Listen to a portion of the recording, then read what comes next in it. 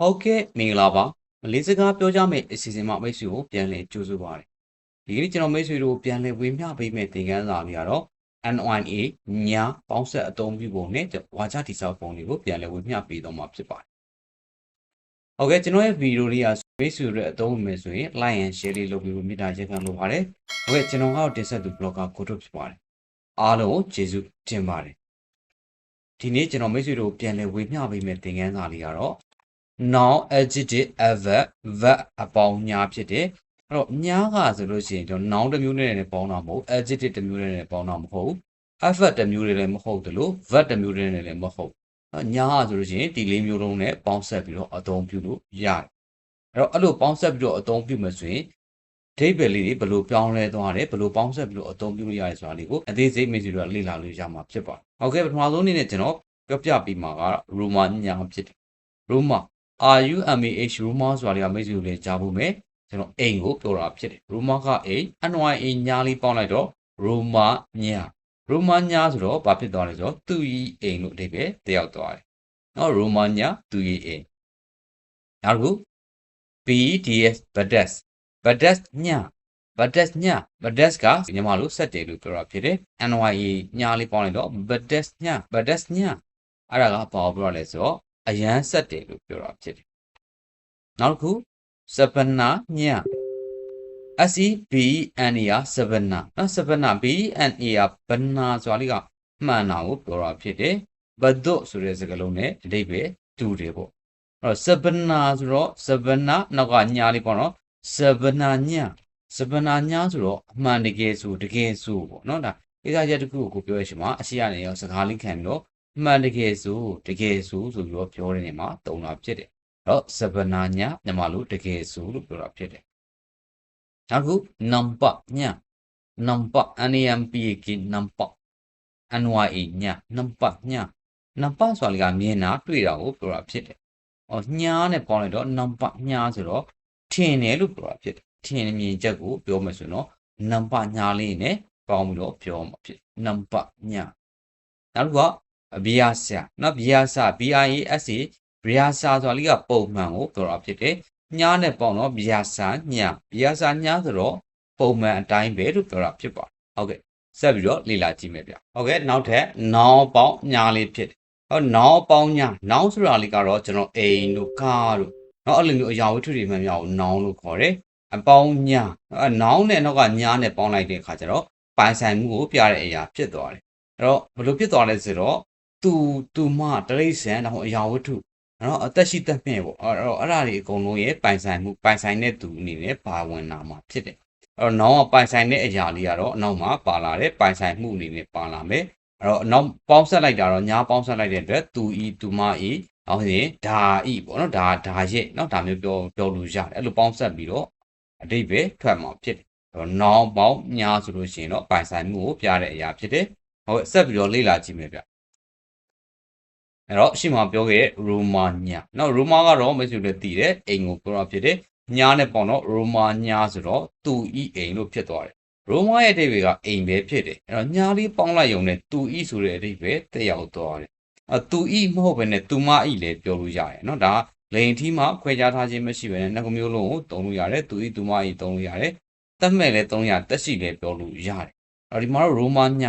ညာဆိုတာပိုင်ဆိုင်တဲ့လူကတက်ရှိပဲဖြစ်နိုင်တယ်အဲ့တော့တက်ရှိပေါ့နော်ဒါသူဤအိမ်သူမဤအိမ်လို့ပြောတာဖြစ်တယ်အောက်က Granger Granger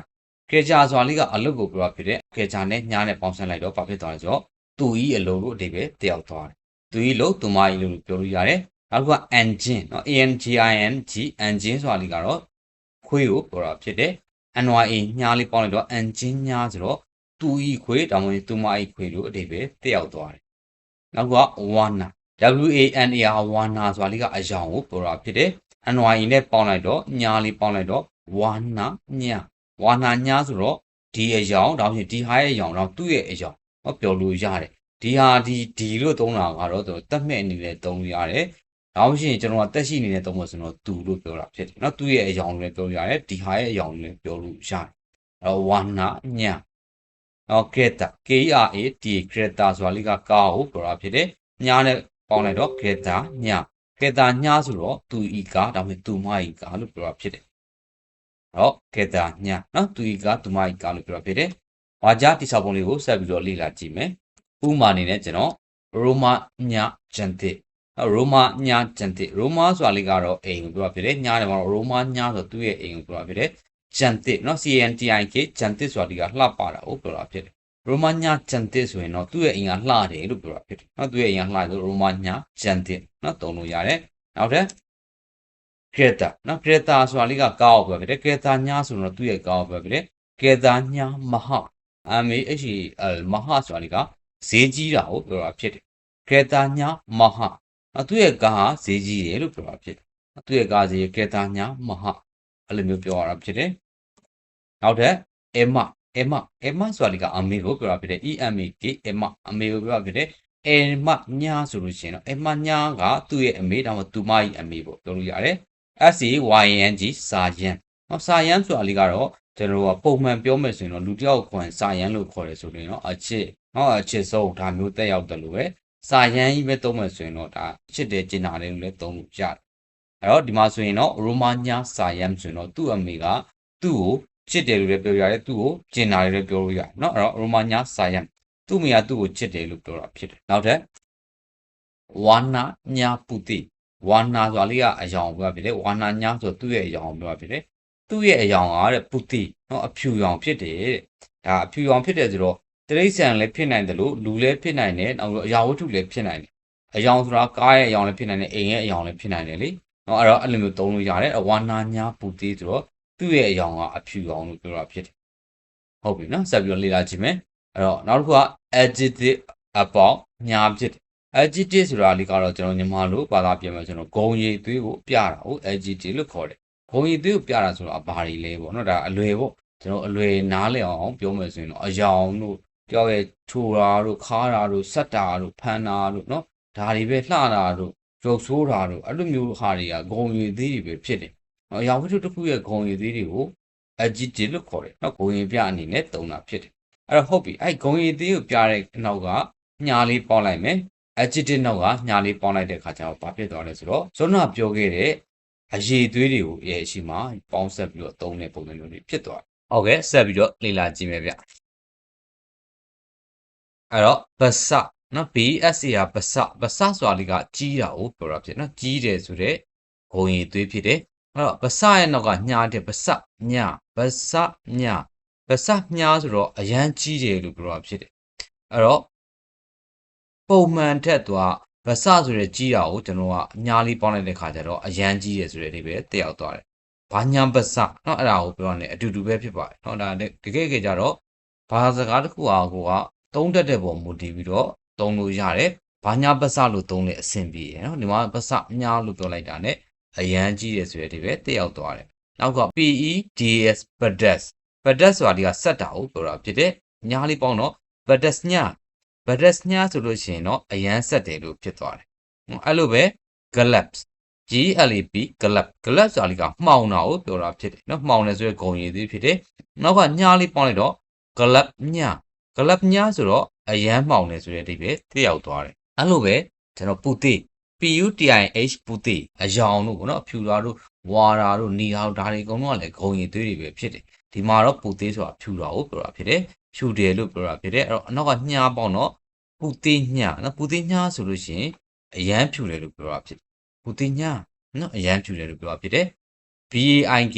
bite နော် bite ဆိုတာလေးကကောင်းတယ်လို့ပြောတာဖြစ်တယ်ကောင်းတယ်ဆိုတဲ့ဂုံရည်သွေးကိုပြောတာဖြစ်တယ်NYA ညာလေးပေါင်းတဲ့အခါကျတော့ bite ညာဆိုတော့အရန်ကောင်းတယ်အရန်စိတ်ကောင်းတယ်လို့ပြောချင်တာဖြစ်တယ်။နော် bite ကိုကလည်းကျွန်တော်အရှိမပြောခဲ့ဘူးပါတယ်။နော်စိတ်ထားလို့ပါလို့အဓိကထားပြီးတော့သုံးပြီးနေမှာ bite ကိုသုံးတယ်။အဲ့တော့ bite ညာဆိုလို့ရှိရင်တော့အရန်ကောင်းတယ်ဒါဖြင့်အရန်စိတ်ကောင်းတယ်ဒါမျိုးကိုဆိုလိုချင်တာဖြစ်တယ်။ဥပမာလေးတွေကိုဆက်ပြီးတော့လေ့လာကြည့်မယ်။ဥပမာအနေနဲ့ကျွန်တော်ဒီမှာပေါ့။ဟုတ် boa twin satu kg tujobrolima ringgit ။ဟုတ် boa twin ဘွားဆိုတာလေးကအသီးကိုပြောဖြစ်တယ်တွင်းကတော့တွင်းသီးကိုပြောတာဖြစ်တယ်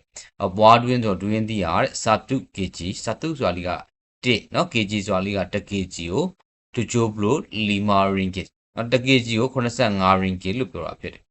အဲ့တော့ drink ကကျွန်တော်1 kg ကို85 ringgit လို့ပြောလိုက်တယ် အဲ့ဒီမှာကျွန်တော်တို့ကညားဆိုတဲ့စကားလုံးမပါလာအောင်เนาะအဲ့တော့ဂုံရင်ပြနဲ့ညားနဲ့ပေါင်းစပ်ပြီးဘယ်လိုမျိုးနေရာမျိုးမှာသုံးလဲဆိုတော့အဲ့ဒီအချိန်မှာကျွန်တော်ကsurprise ဖြစ်သွားတယ်ရေးရန်ကြီးတာပဲအဲ့လိုမျိုးလေးပြောခြင်းနေဆိုရင်ပြောအောင်မှာဖြစ်တယ်ဘာဖြစ်လဲမဟာညာ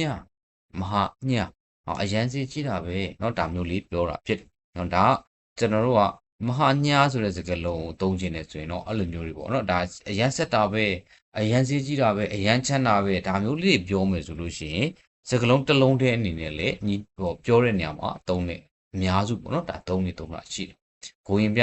အားနဲ့ညားနဲ့ပေါင်းသုံးတယ်ဆိုရင်တော့တစ်လုံးတည်းပြောတာများတယ်။အဲဒီမျိုးတွဲသုံးတဲ့စကလုံးဝါကြတွေကနည်းတယ်ပေါ့။အခုဆိုရင်ကျွန်တော်ရှင်းမပြောခဲ့တယ်။ဘွားတူရင်စာတုကေကြီးတချို့ဘလိုလီမာအဲ့တော့အရှိကစကလုံးတော့ပြန်ပြီးတော့ recommend ပြန်ပြီးတဲ့ပုံစံမျိုးမဟာညာအရန်စီးကြီးတာပဲเนาะအဲ့လိုမျိုးတွေပြောတာဖြစ်တယ်။နောက်ထပ်ဝါကြတဲ့အကြောင်းထပ်လေ့လာမယ်။ ကီလန်တီယာတကပ်ကလမ်ကီလမ်ဒီယာပဲပြောကီလမ်အီယာပဲပြောလို့ရနော်ဒီယာကိုအတူကကီလမ်အီယာလို့သုံးတဲ့လူလည်းရှိတယ်နော်ကီလမ်အီယာတကပ်ကလမ်ကီလမ်ဆိုတာလေးကစက်ယုံပြောပြတယ်ဒီယာဆိုတာလေးကသူ့ကိုပြောပြဖြစ်တယ်နော်ဒီယာရဲ့အတူကအီယာလို့လည်းသုံးတဲ့ခါလည်းရှိတယ်နော်ကီလမ်အီယာတကပ်ကလမ်တကပ်ဆိုတာလေးကမှားလို့လည်းပြောလို့ရတယ်နိုင်မှာတွင်ပဲပေါ့နော်တခါကျနီးရဲ့အနေနဲ့လည်းသုံးတယ်တီနေအောင်ပြရနေလေသုံးလို့ရတယ်နော်တကယ်ကမှားလို့ပြောတာဖြစ်တယ်အဲ့တော့ဘယ်မှာလဲဆိုတော့ကလန်းမှာလို့ပြောတာဖြစ်တယ်သူ့ရဲ့စက်ရုံကကလန်းမှာလို့ပြောဖြစ်တယ်ကီလမ်ဒီယာတကက်ကလမ်ကီလမ်အီယာတကက်ကလမ်အဲ့တော့သူ့ရဲ့စက်ရုံကကလန်းမှာလို့ပြောတော့အောက်ကနေတော့ကုန်းမှန်လေးပြန်ပေးတယ်ဘယ်လိုပေးလဲဆိုတော့ဂျာဟူဆိုတာလေးကဝေးတာဟုတ်ပြောဖြစ်တယ်နော် JAUH ဂျာဟူဆိုတာဝေးတာညာလေးပေါင်းတော့အရန်ဝေးတာပဲเนาะဂျာဟူညာဒါမျိုးပြောလို့ရတယ်အဲ့တော့မိတ်ဆွေတို့ကအဲ့မှာဘာညာဂျာဟူအဲ့လိုပြောနေရင်လည်းရပါတယ်เนาะအပေါ်မှာလည်းမဟာညာနေရာမှာဘာညာမဟာเนาะဒါမျိုးပြောနေလည်းရတယ်เนาะအစီအမီလို့ပြောလို့ရတယ်ဒါပေမဲ့မိတ်ဆွေတို့ညာကိုအသုံးပြုတဲ့အောင်လို့တင်ပြထားခြင်းဖြစ်ပါတယ်ဟုတ်ကဲ့ဆက်ပြီးတော့လေ့လာကြည့်မယ်ဗျ adjective adverb verb အပေါင်းညာဖြစ်တယ်เนาะရှေ့မှာလည်း adjective အပေါင်းညာကိုပြောထားပြီးသားဖြစ်တယ်ဒီမှာထပ်ပြီးတော့ပါတဲ့ adjective adverb verb အပေါင်းညာဖြစ်တယ်နောက်တော့ညာကတော့ကျွန်တော်တို့ noun ရော adjective ရော adverb ရော verb ရောအကုန်လုံးနဲ့ပေါင်းလို့ရတာဖြစ်တယ်တကယ်လို့ပေါင်းဆက်လိုက်လို့ရှိရင်အဓိပ္ပာယ်ပြောင်းလဲသွားတာလေးကိုမိတ်ဆွေတို့လေ့လာထားမယ်ဆိုလို့ရှိရင်တော့ဘယ်လိုသုံးရတယ်ဆိုတာကိုနားလည်သွားမှာဖြစ်တယ်အဲ့တော့ဆက်ပြီးတော့လေ့လာကြည့်မယ်ဗျအဲ့တော့ဆလာလူ SELALU ဆလာလူเนาะဆလာလူဆိုတာလေးက adverb ဖြစ်တယ် often ဒါမှမဟုတ်မကြာခဏအမြဲတမ်းเนาะဒါသူ့ကိုပါတာပြန်လို့ရတယ်မကြာခဏလည်းပြောလို့ရတယ်အမြဲတမ်းလည်းပြောလို့ရတယ်เนาะသူကတော့ adverb ဖြစ်တယ်နောက်ကညာလေးပေါင်းလိုက်တယ်ဆလာလူညာဆလာလူညာဆိုရင်တော့အမြဲတမ်းဖြစ်သွားတယ်เนาะဆလာလူညာဆိုရင်အမြဲတမ်းဆလာလူတစ်လုံးနဲ့သုံးတဲ့လူလည်းရှိတယ်เนาะဆလာလူညာဆိုပြီးတော့သုံးလိုက်လို့ရှိရင်လေသူ့ရဲ့အဓိပ္ပာယ်ကအမြဲတမ်းကိုဆိုလိုတာဖြစ်တယ်ဟိုကဇဗနာเนาะဗနာဆိုတာလေးကအမှန်တရားကိုပြောတာဖြစ်တယ်ဇဗနာလည်းအတူတူပဲဖြစ်တယ်เนาะဇဗနာဆိုတာလေးကအမှန်တရားဆိုတော့ adjective ဖြစ်တယ်ဟို adjective နောက်ကနေ ny a လေးပေါင်းလိုက်တော့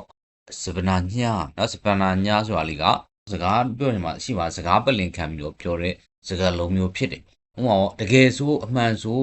ုဒါ तू ကဘယ်လိုမျိုးတကယ်ဆိုငါဘယ်လိုမျိုးเนาะဒါမျိုးလေးတွေပြောတဲ့နေမှာသုံးတဲ့စကားလုံးမျိုးဖြစ်တယ်เนาะဇဗနာညအတိတ်ကဒီမှာလို့တကယ်ဆိုလို့ပြောလို့ရတယ်။နောက်ရှင်အမှန်တကယ်ဆိုเนาะဒါမျိုးပြောလို့ရတယ်။ဟောဘီယာစာBINSA ဘီယာစာဆိုတာလည်းပုံမှန်ကိုပြောတာဖြစ်တယ် normally ပေါ့နော် normally ပုံမှန်ကိုပြောဖြစ်တယ် adjective ဖြစ်တယ်အဲ့တော့နောက်ကညာလေးပေါင်းလိုက်တော့ဘီယာစာညာဆိုတော့ပုံမှန်အတိုင်းပဲလို့ပြောတာဖြစ်တယ်နောက်က number NAMPAK number တွေ့သည်မြင်သည်ဆိုတဲ့ကရိယာဖြစ်တယ်နောက်က NYA လေးပေါင်းလိုက်တော့ number ညာအဲ့ကြတော့ထင်တယ်တောင်းရှင်ငါထင်တယ်ငါဒီလိုထင်တယ်ဒီမျိုးမြင်တယ်เนาะဒါမျိုးပြောလို့ရတယ် number ဆိုတာလေးကတွေ့တာမြင်တာကိုပြောတာဖြစ်တယ် number ညာဆိုရင်တော့ထင်တယ်ငါတို့ဒီလိုထင်တယ်ဆိုတဲ့စကားကိုပြောမယ်ဆိုရင်တော့ number ညာကိုသုံးလို့ရတယ်နောက်ကပတုPATU ပတုဆိုတာလေးကကြတော့သင့်တယ်လို့ပြောတာဖြစ်တယ်စပတုเนาะအတူတူပဲဖြစ်တယ်သင့်တယ်လို့ပဲပြောတာဖြစ်တယ်စပတုသင့်သည်ဆိုတဲ့ကရိယာရဲ့အနောက်မှာ NYA လေးပေါင်းတော့စပတုညာเนาะစပတုညာဆိုတာလေးကညီမတို့ဖြစ်တဲ့တယ်လို့ပြောတာဖြစ်တယ်เนาะစပတုညာရဲ့အဓိပ္ပာယ်ကညီမတို့ဖြစ်တဲ့တယ်အဲ့တော့အဲ့ဒါလေးကိုကျွန်တော်ကွာခြားပုံလေးပေါ့နော်ဒါဝါကြတိဆောက်ပြီးတော့ပြောပြပေးမယ်ညားပါတာနဲ့ညားမပါတာနဲ့အဓိပ္ပာယ်လေးနည်းနည်းကွာခြားတဲ့ပိုင်းလေးကျွန်တော်ဝါကြတိဆောက်ပြီးတော့ဆက်ပြီးတော့ပြောပြသွားမှာဖြစ်ပါတယ်အဲ့တော့ဥမာအနေနဲ့ဆာယာဆလာလူမာရီစီနီဆာယာဆိုတာလေးကငါပေါ့နော်ဆလာလူဆိုတာလေးကအမြဲတမ်းတောင်းချင်မကြာခဏ မာရီစီနီမာရီဆိုတာလေးကလာတယ်စီနီဆိုတာလေးကဒီကိုအဲ့တော့ငါအမြဲတမ်းဒီကိုလာတယ်ဒါဆိုရင်ငါမကြာခဏဒီကိုလာတယ်ပြောလို့ရတယ်လေစလာလူမာရီစီနီဇာစလာလူမာရီစီနီအဲ့တော့အဲ့မှာကျွန်တော်ကစလာလူဆိုတဲ့စကားလုံးလေးကိုသုံးတဲ့နေရာမှာမာရီဆိုတဲ့အရှိမသုံးထားတာမိတ်ဆွေတို့သတိထားမိလိမ့်မယ်ဟုတ်ဆိုတော့မာရီရဲ့အဓိပ္ပာယ်ကလာသည်ဆိုတဲ့ကရိယာဖြစ်တယ်စလာလူတွေကမာရီရဲ့အရှိမထားပြီးတော့စလာလူမာရီစီနီလို့သုံးတာဖြစ်တယ်စလာလူညာလို့သုံးမယ်ဆိုရင်တော့မာရီရဲ့အရှိမမသုံးတော့ဘူးစလာလူညာလို့သုံးမယ်ဆိုရင်တော့ဒီဝါကြတကြောင်လုံးရဲ့အရှိမသူကပြောင်းပြီးတော့သုံးရမှာဖြစ်တယ်ဥမာအနေနဲ့ဒီမှာပေါ့နော်စလာလူညာဇာယာမာရီစီနီနော်ဇာယာမာရီစီနီကိုပဲအရှိကစလာလူညာလေးခံပြီးတော့သုံးလိုက်တာဖြစ်တယ်ဘယ်လိုပဲသုံးတော့ဆိုလိုရတဲ့ပြကတော့အတူတူပဲပြောလို့ရတယ်နော်မကြာခဏလာတဲ့အမြဲတမ်းလာဒါဆိုလိုရတဲ့ပြကတော့အရင်ကွာချောင်းမှုတော့မရှိဘူးဒါသုံးတဲ့ပုံစံမျိုးလေးကနှစ်မျိုးဖြစ်သွားတယ်ဇာယာစလာလူမာရီစီနီလို့လည်းပြောလို့ရတယ်လို့စလာလူညာဇာမာရီစီနီစလာလူညာဇာမာရီစီနီပြောလို့ရတယ်ဟုတ်ဆက်ပြီးတော့လေ့လာကြည့်မယ်ဗျစပနာညာစပနာညာဆိုတော့စပနာဆိုတာလေးကိုကျွန်တော်ရှိမှပြောခဲ့တယ်အမှန်တရားကိုပြောခဲ့တယ်စပနာညာဆိုတော့တကယ်ဆိုစာယာဒါစုကဒီယာစာရတဲ့ဗျာငါလို့ပြောတာဖြစ်တယ်တာဆိုတာလေးကအငင်းဖြစ်တယ်စုကဆိုတာလေးကကြိုက်တယ်တာစုကဆိုမကြိုက်ဘူးเนาะဒီယာဆိုတာလေးကသူ့ကိုအဲ့တော့အစဆုံးဘာသာပြန်လိုက်မယ်ဆိုတော့ငါသူ့ကိုမကြိုက်ဘူးတဲ့เนาะအရှိကစပနာညာလေးခံရတော့စပနာညာစာဒါစုကဒီယာဒါမျိုးပြောရအဲ့တော့ဘာပြောတကယ်ဆိုငါသူ့ကိုမကြိုက်ဘူးတကယ်တော့ငါသူ့ကိုမကြိုက်အဲ့တော့မကြိုက်ဘူးဆိုတာကတော့ကျွန်တော်ကသူ့ရဲ့လှုပ်ဆောင်ချက်တွေမကြိုက်ဘူးတကူပေါ့နော်သူ့ရဲ့အမူအကျင့်တွေမကြိုက်ဘူးဒါမျိုးတွေပြောလို့ရတယ်တကယ်ဆိုဆိုတာလေးကိုအရှိရခံပြီးတော့သုံးပြထားတာဖြစ်တယ်စပနာညာဇာတာစုကဒီယာပြောလို့ရပါတယ်နောက်ပြီးတော့ဆက်ပြီးလေ့လာကြည့်မယ်နံပါတ်ညာနံပါတ်ဆိုတာလေးကမြင်တာတွေ့တော့ပဲညာလေးပေါ့တော့နံပါတ်ညာဆိုတော့ထင်တာဟောထင်တယ်လို့ပြောလို့ရတယ်ဒီကဘလုံးပါကီတောင်းခဲ့နံပါတ်ညာဒီကဘလုံးပါကီတောင်းခဲ့နံပါတ်ညာဆိုတာလေးကငါထင်တယ်လို့ပြောတာဖြစ်တယ်ဒီကဘလုံးပါကီတောင်းဒီဟာဆိုတာလေးကသူဘလုံးဆိုတာလေးကမတိုင်မလောက်ကသေးတဲ့ကာလာကိုပြောတာဖြစ်တယ်ဘာကီဆိုတာလေးကပေးတာတောင်းဆိုတာလေးကတိတာကိုပေးရဆိုအတိပေးရလို့ပြောတာဖြစ်တယ်အတိပေးရလို့ပြောရတတိကိုခွင့်တိုင်နဲ့ပြောတယ်ဒါမျိုးဆိုလို့ရှင်တာဖြစ်တယ်ဘာကီတောင်းလို့တုံးတယ်နော်အဲ့ဒါအတိပေးတာကိုပြောတာဖြစ်တယ်တောင်းခဲ့နော်တောင်းခဲ့ဆိုတာလေးကတတိကိုပြောတာဖြစ်တယ်တောင်းခဲ့တောင်း boss တုံးလို့ရတောင်းခဲ့ဆိုတုံးလို့ရဒီမှာတော့တောင်းခဲ့လို့တုံးထားတယ်ဒီဟာဘလုံးဘာကီတောင်းခဲ့တော့ဒီကဘလုံးပါကီတောင်းတော့ဒီသူကအတိမပေးရသေးဘူးတောင်းခဲ့တတိကိုအတိမပေးရသေးဘူးလို့နံပါတ်ညာเนาะငါထင်တယ်လို့ပြောဖြစ်တယ်စာအင်ငက်ဆိုပြီးတော့သုံးရင်လည်းရတယ်ပေါ့တကယ်ကြတော့မိတ်ဆွေတို့ကဘာသာစကားကိုလေ့လာတဲ့ညမှာကိုတန်တဲ့နေရာနေပြီးတော့စကားကိုပြောလို့ရမှာဖြစ်တယ်ကိုကဒါလေးသိထားရဆိုလဲညာလေးပေါင်းပြီးတော့ပြောလို့ရတယ်လို့ပဲအဲ့ဒါမှမသုံးတတ်ဘူးဆိုလဲစာအင်ငက်ဆိုင်ရာအင်ငက်ဆိုတာလေးကတတိယတွေးထင်တယ်ပြောလို့ရတယ်အဲ့တော့ဆိုင်ရာအင်ငက်ဆိုငါထင်တယ်ဒီကဘလုံးမာကီတောင်းခဲ့သူတတိကိုမပြောရသေးဘူးတောင်းရင်တတိကိုအတိမပေးရသေးဘူးလို့ငါထင်တယ်ပြောလို့ရတယ်လို့ပဲနံပါတ်ညာဒီကဘလုံးပါကီတောင်းခဲ့နံပါတ်ညာငါထင်တယ်သုံးလို့ရပါတယ်ဟုတ်ကဲ့အခုဆိုလို့ရှိရင် NY ညအပေါင်းဆက်အသုံးပြုပုံကိုပြန်လည်ဝေမျှလို့ပြီးပါပြီဒီသင်ခန်းစာလေးကိုမိတ်ဆွေတို့ကကြိုက်နေတဲ့မှာဆိုရင်တော့ကျွန်တော်ရဲ့ YouTube channel လေးကို like and share လုပ်ပြီးမြတ်တာရက်ခံလို့ပါတယ်ဟုတ်ကဲ့ကျွန်တော်ကတော့တင်ဆက်သူ blogger ကိုထုတ်ဖြစ်ပါတယ်အားလုံးကိုကျေးဇူးတင်ပါတယ်